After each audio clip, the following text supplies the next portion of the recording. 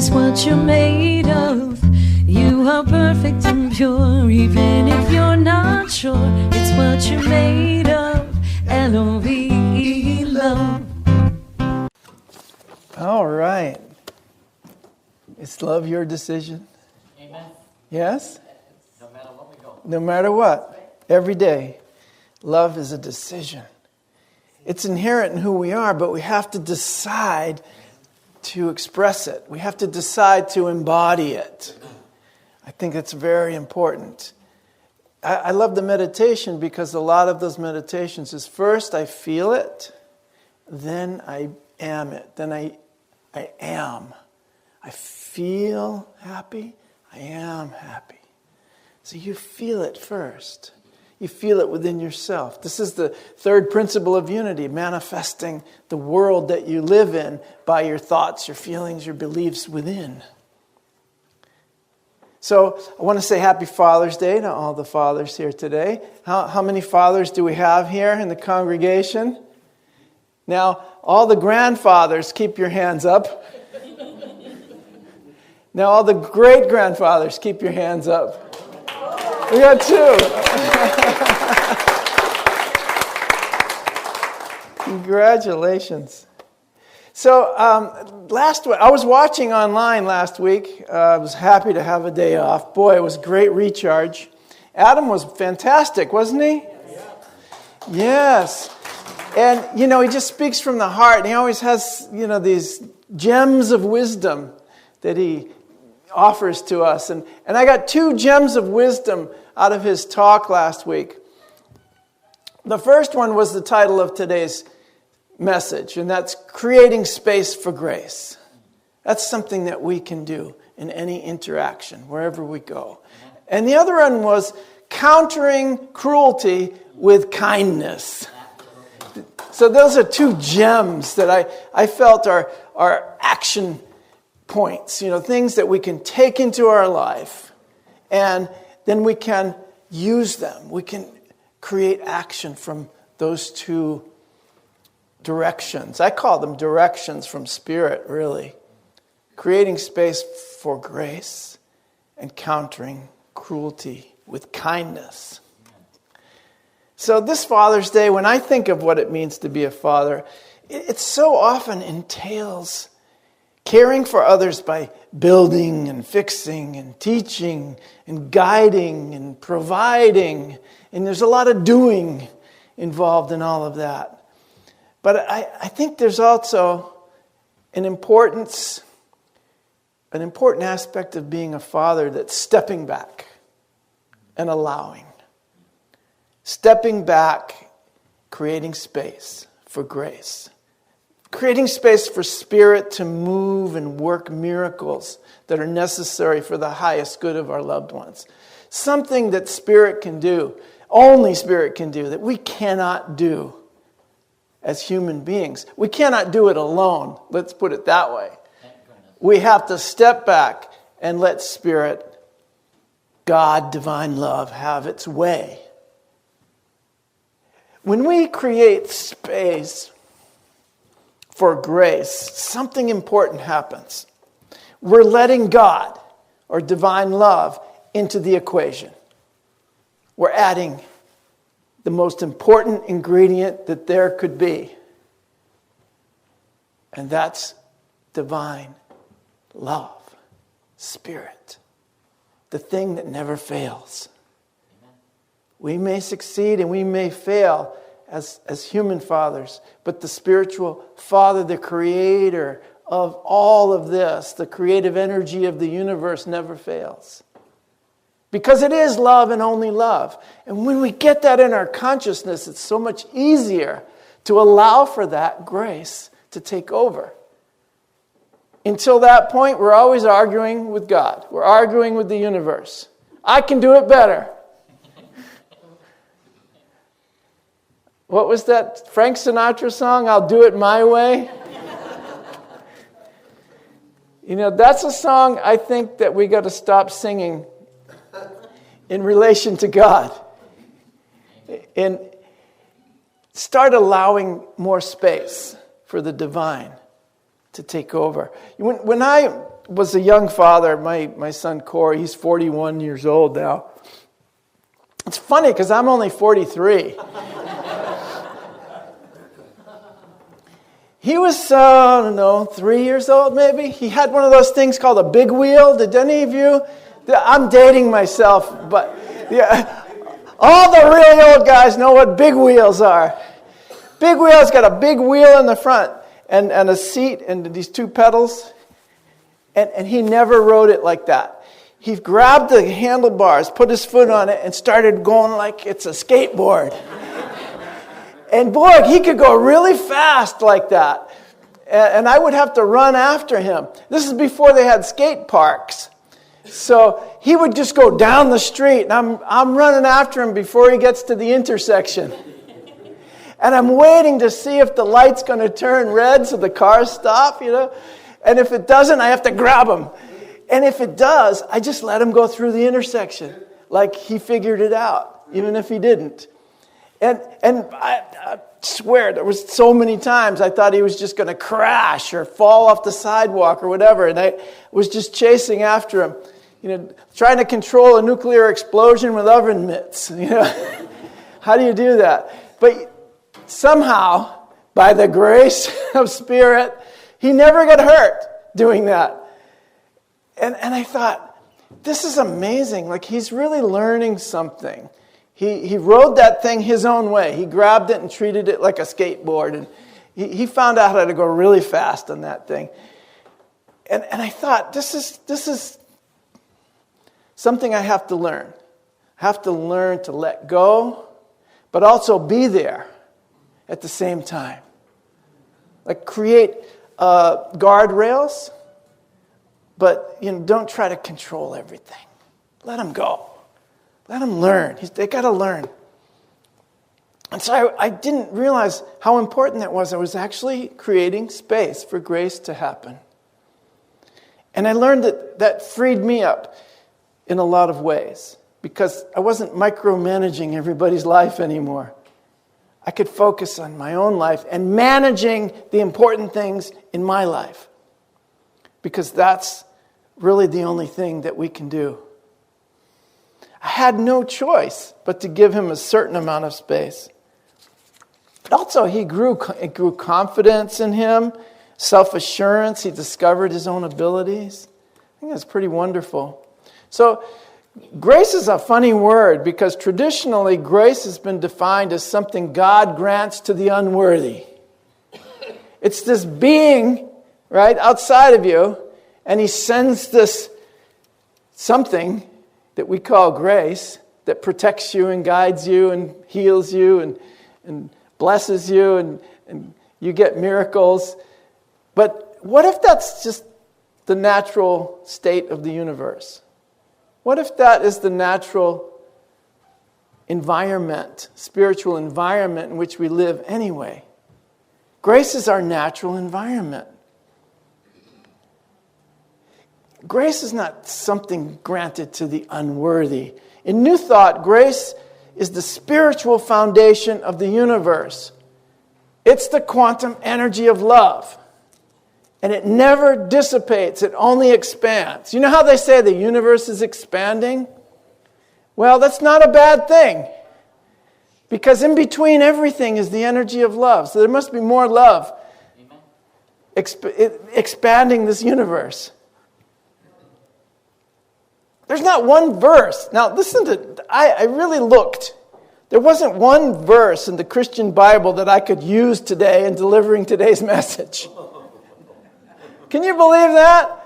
And I've been studying the Bible for 30 years. And I thought for sure, I went back to all these verses that I really liked 20 or 30 years ago. And not one of them described the way that I experience grace in my life today.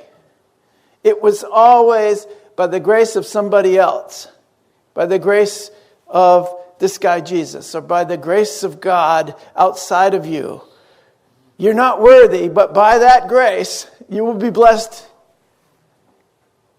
And that didn't really make me feel that great. When I was reading all those scriptures, it made me feel small. It made me feel like I didn't have that within me. that I needed somebody to give it to me from the outside. It made me also feel back from my original experience with Christianity that I was inherently a sinner. And I think it's because of these fundamental misrepresentations of key spiritual concepts in the Bible that many religious organizations have been based on control and emotional manipulation rather than loving your neighbor and creating space for love and connection and community. I really believe that this fundamental misrepresentations of these key concepts can also be replaced. We can grow out of them into something that's more true to our experience. Certainly has happened for me, and I think for many of you here, that these key concepts don't have to be thrown out, but just reinterpreted through the lens of new thought. Right, Charlie? Lens of new thought. Charlie wants to put that on our sign, that we're practicing new thought. He wants to make everybody know that's what we're practicing. And I think new thought is really an important distinction. Because it's not really new, but it's going to be new to you. Once you start practicing the idea of grace being spiritual energy or quantum energy, energy of love, it's not going to be something that you need to get from an outside source, but it's already within you. If grace is something that we don't have now, but is given to us from some benevolent source outside of us, then we develop these feelings of unworthiness as human beings. I would rather be reminded of my innate divinity and given the opportunity to discover that God, Spirit, love, lives in me. I want to be given the opportunity to discover that, to discover my own experience with that. I want to be given the opportunity to feel it and to be it. I want to be given the space from my own learning, my own experience. And in my life, I've actually demanded that. I needed that. I couldn't take other people's words for anything when I was younger. I had to discover it on my own. And I think it's a good place to be. Question everything. But believe in your own experience. Then you'll know that a lot of the things that we've been taught, a lot of the things that were passed down to us were from people's authentic experiences. They've been misrepresented, that's all. And these fundamental misrepresentations can be healed in my mind. But I need grace to do that. In Unity, we teach that you were born in original innocence rather than original sin. Original innocence. You are innocent. You are an open book. You are a clean slate. You are here to welcome in the experience of life. And that the Christ Spirit lives within you. It lives within each and every one of us. We teach that you are inherently good. Now, I remember, the first time I was here, it was a long time ago now. I think it was 11 or 12 years ago. We were sitting here in a class. Someone else was the minister teaching a class. And they were teaching you are inherently good, second principle of unity. And somebody stood up and walked out. And the teacher, the minister, actually followed them and said, "Come on back, why are you walking out?" He says, "I don't believe that everybody's inherently good. Some people are inherently evil. In fact, we're all born inherently sinful." And I realized in that moment how important unity teachings are. We really need this place. We need unity worldwide. We need new thought around the world. We need to understand that each individual is inherently good. And that it's just a learning. It might be a relearning of how you are loving and divine and cherished and important. And really, it's up to you to teach yourself that now. It's up to you to remind yourself. It's the kind of spiritual thought which creates space for your own learning. It creates space for grace that will just, allow you to feel something deeper. It's the kind of teaching that allows for kindness to replace cruelty. It's looking for the good in others, even when it's hard to find. It's seeking to heal rather than harm. Whatever it is we wish to manifest in the world, we're going to have to first embody it within ourselves. Seeing grace as something already within us, as inherent in our being, will allow us to do this. That's going to allow us to seek the good and create the good, even when it's hard to find. Charles Fillmore says it's a law of the Spirit. He says it's a law of the Spirit that we must be that which we would draw to us. First, we have to be it. If we would draw to us love, we must be love. We must be loving and kind. If we would have peace and harmony in our environment, we must first establish it within ourselves. Now, the truth is, all the attributes of love and spiritual truth are already established within us. We don't establish it within ourselves. It's already established within us. The only thing we need to do is cultivate it. Harvest it. Harvest the fruits of the Spirit in our life. That we get all the fun. We've been placed in the playground of the universe.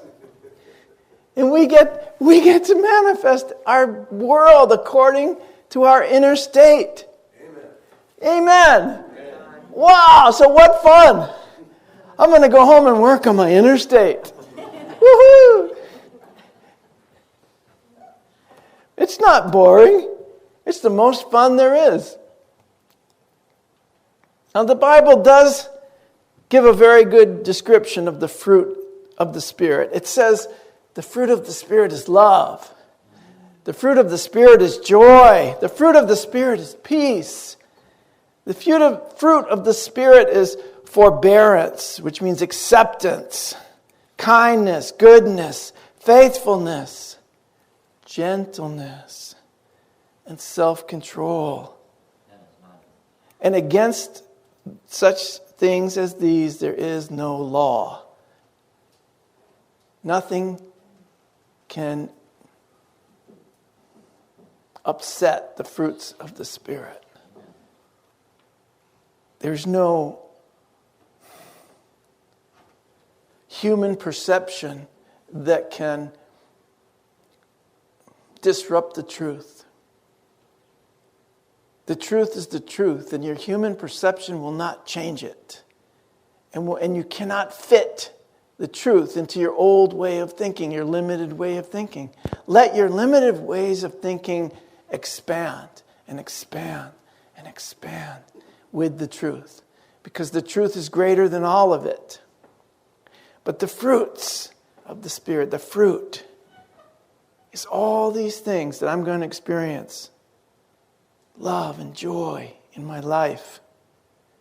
Peace and forbearance. Kindness, goodness, faithfulness, gentleness, and self-control. Amen. These are the things which I seek to embody as a human being. And this, my friends, is how you create space for grace in your life and in the world.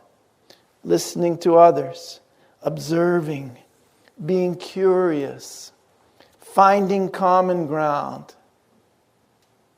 finding some place where you can agree, looking for the blessings, praising the good. We always like to look for the mistake instead of praising the good. keep praising what is good, and make of your life a living prayer. Make of your life a true prayer that takes the grace that is already within you and manifests it in the world. That's where all the fun is, guys. All right. So you ready to celebrate? You ready to have some fun? Create space for grace. There it is. Amen.